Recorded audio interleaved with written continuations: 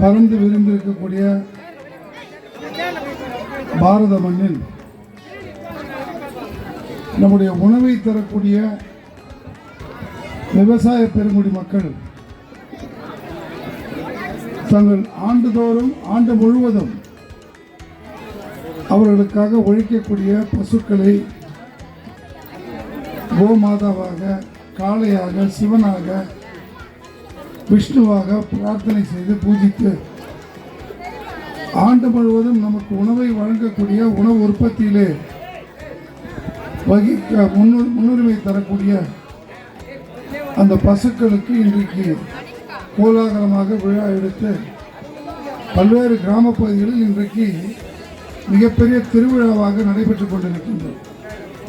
ஆனால் சென்னை மாநகரம் போன்ற பகுதியிலே இந்த நாளை தொடர்ந்து நினைவு கூர்ந்து ஒவ்வொரு ஆண்டும் நம்முடைய தமிழ்நாடு யாதவ முன்னேற்ற சங்கம் தன்னுடைய சமுதாய மக்களை ஒருங்கிணைத்து அவர்களுடைய தினமாக இதை இந்த கண்ணபிரான் ஆலயத்திலே கொண்டாடி கொண்டிருக்கின்றார்கள். குறிப்பாக அதை ஒருங்கிணைத்துக் கொண்டிருக்கக்கூடிய என்னுடைய பாசமிகு சகோதரர் திரு எழுச்சியூர் சந்திரன் அவர்கள், நான் குடிபெயர்ந்து தீநகர்லேருந்து செம்பாக்கம் வருகின்ற போது எனக்கு அறிமுகமாகி நான் இருக்கக்கூடிய இல்லத்திற்கு இடம் தந்தவர் அவரை துவங்கி திரு முருகன் யாதவ் போன்றவர்கள், வெங்கட்குமார் அவருடைய மைத்தினர் போன்ற பல்வேறு பெரியவர்கள் இந்த சமுதாய ஒருங்கிணைப்பை இந்த பகுதியிலே செய்து அதை ஆண்டுதோறும் என்னை வர வேண்டும் என்று நம்முடைய பாரதிய ஜனதா கட்சியுடைய மாவட்ட பொதுச்செயலர் ஆனந்தாக இருக்கட்டும், இந்த பகுதியுடைய மண்டல தலைவர் சந்திரசேகர் கீழ்கட்டளை சந்திரசேகராக இருக்கட்டும், நம்முடைய தட்சிணானந்தன் போன்றவர்கள், பால்ராஜ் போன்றவர்கள், மகாலிங்கம் போன்றவர்கள், தேவராஜ், ஸ்ரீனிவாசன், பிரபு, காந்தகுமார், தனசேகர், ரமேஷ், பவானி, உமா, பக்ரிசாமி போன்றவர்கள் ஆண்டுதோறும் என்னை இங்கே அழைத்து நீங்கள் கண்டிப்பாக கலந்து கொள்ள வேண்டும் என்று கட்டாயப்படுத்தி இங்கே வரவேற்றுக் கொண்டிருக்கிறோம். நான் கலந்து கொள்வதில் பெருமைப்பட காரணம், நம்முடைய ஒவ்வொரு சமுதாயத்திற்கும் ஒரு வரலாறு உண்டு. அதை இன்றைக்கு அடுத்த தலைமுறைக்கு எடுத்துச் செல்ல வேண்டிய கடமை நமக்கு இருக்கின்றது. நம்முடைய முப்பாட்டன்கள், அவர்களுக்கு மூதாதையர்கள், முன்னோர்கள் இந்த தேசத்திலே அது இதிகாச காலமாக இருந்தாலும் சரி, இன்று வரை நமக்கென்று ஒரு பண்பாடு, கலாச்சாரம், இதை பேணி காக்க வேண்டிய பொறுப்பு நமக்கு இருக்கின்றது. அதை செய்ய தவறக்கூடிய ஒரு சமுதாயம், பாரதி சொல்வான், தன்னுடைய பண்பாட்டை, கலாச்சாரத்தை பேணி காப்பதிலே தவறக்கூடிய ஒரு தனி மனிதனாக இருந்தாலும் சரி, அது தன்னுடைய தனி மனிதனாக இருந்தாலும் சரி, சமுதாயமாக இருந்தாலும் சரி, அதை தவறும் என்று சொன்னால், அதை அடுத்த தலைமுறைக்கு எடுத்துச் செல்வதிலே தவறு செய்யும் என்று சொன்னால் அவர்கள் பிணம் திண்ணிகள் என்று சொல்வார். அப்படிப்பட்ட சூழ்நிலையை நம்முடைய சமுதாயத்திற்கு ஏற்படுத்தாமல், குறிப்பாக யாதவ சமுதாயம் என்பது அதற்கென்று ஒரு கலாச்சாரம் இருக்கிறது, பண்பு இருக்கிறது. தேச விடுதலையிலே நாம் பார்த்தோம் என்று சொன்னால், இந்த தேசத்திற்கு, பாரதத்திற்கு அது பல்வேறு படையெடுப்புகள் மூலம் தாக்குதல் வருகின்ற பொழுது, என்னுடைய தாய்மண்ணை காப்பாற்றுவேன், தாயை காப்பாற்றுவேன், தந்தையை காப்பாற்றுவேன் என்று முன்னே நின்ற வீரமிக்க இளைஞர்களை கொண்ட சமுதாயம் தான் யாதவ சமுதாயம். அதே போன்று இன்றைக்கு உழவுக்கு முன்னுரிமை தந்து இன்றைக்கு இந்த சமுதாயத்தை சார்ந்தவர்கள் தான் இன்றைக்கு விவசாய பெருங்குடி மக்களை பல்வேறு கிராம பகுதியிலே காப்பாற்றக்கூடிய ஒரு சமுதாயம் ஒன்று இருக்கின்றது என்று சொன்னால் அது யாதவ சமுதாயம். இன்றைக்கு நம்முடைய வருமானத்திற்காகவும் வாழ்வியல் முறைக்காகவும் நாம் கிராமங்களிலிருந்து குடிபெயர்ந்து சென்னை போன்ற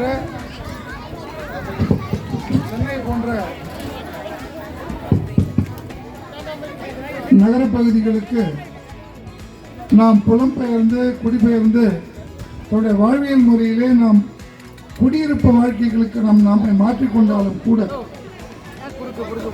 இன்றைக்கு நாம் பார்க்கின்றோம், பல்வேறு இன்றைக்கு இருக்கக்கூடிய சூழ்நிலையிலே சமுதாயத்துடைய பெயரில் இருக்கக்கூடிய தெருக்களை கூட மாற்றக்கூடிய சூழ்நிலை வாழ்ந்து கொண்டிருக்கின்றோம். ஆனால் இன்றைக்கு பல்லாவரம் பகுதியிலே இந்த யாதவ் உங்களுடைய அழைப்புதலை பார்க்கின்ற பொழுது கண்ணபிரான் திருக்கோயில் யாதவர் தெரு. அந்த காலத்துலலாம் ஒவ்வொரு பகுதியிலும் ஒரு தெரு இருக்கும். அந்த தெருக்கென்று ஒரு பண்பாடு, பாரம்பரியம், கலாச்சாரம், ஒரு வாழ்வியல் முறை இருக்கும். அதையெல்லாம் மறக்காமல் நினைவு கூர்ந்து இன்றைக்கு இந்த பகுதியிலே நீங்கள் செய்து கொண்டிருக்கின்றீர்கள். குறிப்பாக நான் உண்மையாகவே மகிழ்ச்சி அடையக்கூடிய காரணம், நானெல்லாம் பொது வாழ்க்கையில் இருந்தாலும் கூட ஒரு கல்வியாளர்.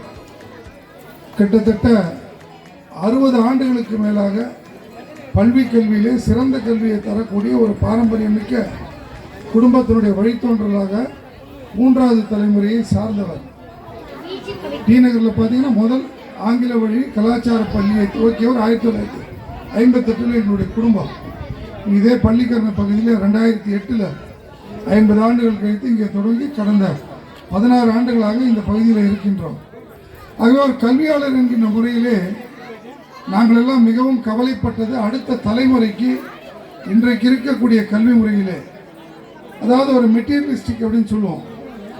அவர்களுக்கு பணம் எது இருந்தாலும் பொருள், இந்த குடும்ப இன்பம் இல்லாமல் இன்றைக்கு இருக்கக்கூடிய குழந்தைகளுக்கு நாம் கற்றுத்தரக்கூடியது, அவர்களுக்கு கொடுக்கக்கூடியது பல்வேறு நம்முடைய பண்பாடுகளை, கலாச்சாரத்தை, நல்ல பழக்க வழக்கங்களை விஞ்ஞானம் என்கின்ற போர்வையிலே, விஞ்ஞான வளர்ச்சி என்கின்ற போர்வையிலே மெய்ஞானத்தை கற்பிக்க தவறக்கூடிய ஒரு சூழ்நிலையிலே இன்றைக்கு நம்முடைய தமிழ்நாடு யாதவ முன்னேற்ற சங்கம், குறிப்பாக இந்த ஆலயத்துக்குள்ளே வரும்போது சொன்னாங்க, மைக்கில் யாரோ ஒலிபெருக்கில் பேசுகின்ற போது சொன்னார்கள், இந்த சங்கம் கல்விக்காக, இந்த குழந்தைகளுடைய கல்விக்காக ஆண்டு முழுவதும் செய்யக்கூடிய உதவிகளை பற்றி காதல் விழுந்தது.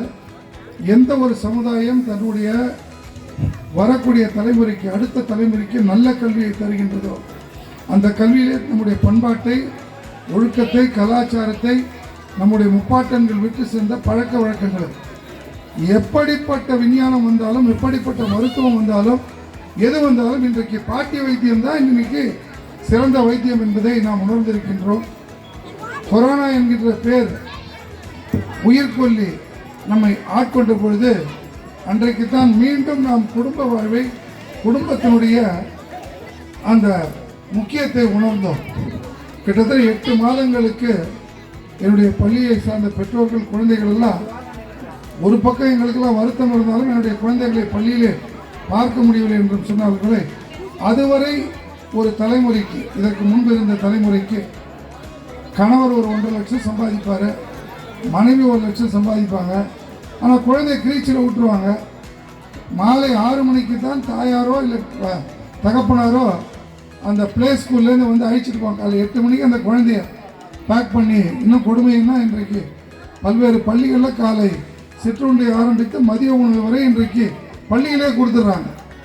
ஆனால் எந்த குடும்பத்திலே பாட்டி இருந்து காலையில் குழந்தைக்கு, தன்னுடைய பேரனுக்கோ பேத்திக்கோ ஒரு உணவை, அதாவது சிற்றுண்டியை அனுப்பி ஒரு டிஃபன் பாக்ஸில் மத்தியானத்துக்கு உண்டான சாப்பாடை 11 மணிக்கு சுட சுட, இல்லை அந்த 10:30 மணிக்கு ஸ்நாக்ஸ் டயத்தில் சுட சுட தாத்தா வந்து ஒரு பேரன் வந்து எல்கேஜி வகுப்பில்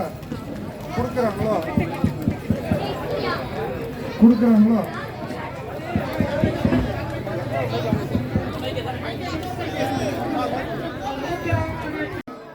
இன்றைக்கு சிறந்த குழந்தைகளாக வரக்கூடிய சூழ்நிலை பார்க்கின்றோம். ஆகவே இன்றைக்கு நம்முடைய தமிழ்நாடு யாதவ முன்னேற்ற சங்கம் இந்த பணியை தொடர்ந்து மாட்டுப்பொங்கல் அன்றைக்கு மட்டும் குழுமத்தோடு இருக்கிறவங்க இத்தனை தாய்மார்களை, இத்தனை குழந்தைகளை ஒருங்கிணைத்து பார்ப்பது இந்த காலத்தில் மிகப்பெரிய செய்தி. நீங்கள் அனைவரும் ஒன்றிணைந்து ஆண்டு முழுவதும் நல்ல சமுதாயத்தை உருவாக்குவதற்கு நம்ம மூதாதையர் என்ன தந்துட்டு போனாங்களோ இதை அடுத்த தலைமுறைக்கு எடுத்துச் செல்லக்கூடிய பணியை நீங்கள் எல்லாம் செய்ய வேண்டும். அதில் எங்களை போன்றவர்களை, எழுச்சூர் சந்தன் போன்றவர்கள் பயன்படுத்தி கொண்டு அணில் போல என்னென்ன உதவிகளை எங்களால் செய்ய முடியுமோ அதை அத்தனையும் உங்களுக்காக செய்ய காத்து கொண்டிருக்கின்றோம். குறிப்பாக ஒரு செய்தி, இங்கே இருக்கக்கூடிய சமுதாயத்தை சார்ந்த குழந்தைகள், இளைஞர்கள் யாராவது இந்திய ஆட்சி பணிக்கு பயிற்சி பெற வேண்டும் என்று சொன்னால் மத்திய அந்த யூபிஎஸ்சி எக்ஸாமுக்கு தேர்வு எழுத வேண்டும், அல்லது மாநில அரசினுடைய தேர்வுகளுக்கு தேர்வு எழுத வேண்டும், அதற்கு பயிற்சி வேண்டும் என்று சொன்னால் இலவச பயிற்சியை தருவதற்கான முயற்சியிலே மட்டுமில்லாமல் இலவச பயிற்சியை தரக்கூடிய உத்தரவாதத்தை நம்முடைய தமிழக பாரதிய ஜனதா கட்சி தலைவர் அண்ணாமலை அவர்கள் தந்திருக்கிறார்கள். ஆகவே உங்கள் சமுதாயத்திலிருந்து இருக்கக்கூடிய ஒரு ப்ராஸ்பெக்டிவ் யங் ஐபிஎஸ்ஓ ஆஸ்பிரண்ட்னு சொல்லுவோம், ஐஏஎஸ் ஆஸ்பிரண்ட்டு ஐபிஎஸ் ஆஸ்பிரண்ட்டு யாராவது இருந்தாங்க, அவர்களுக்கு நல்ல பயிற்சி வேண்டும் என்று சொன்னார். அவர்கள் எங்களிடம் ஒப்படையுங்கள். அவர்களை பயிற்சியை முடித்து தேர்வு பெறக்கூடிய நல்ல இளைஞர்களாக, சமுதாயத்திற்கு நல்ல அதிகாரியாக உங்கள் சமுதாயத்தை சார்ந்தவர்கள் உருவாக்குகின்ற உத்தரவாதத்தை உங்களுக்கு இந்த நல்ல நேரத்தில் தெரிவித்து இங்கே அழைத்தமைக்கும் கலந்து கொள்கின்ற வாய்ப்பை தந்த அத்தனை நல்ல உள்ளங்களுக்கும் நன்றி பாராட்டி விடைபெறுகின்றேன். நன்றி, வணக்கம், ஜெய்ஹிந்த், வந்தே மாதரம்.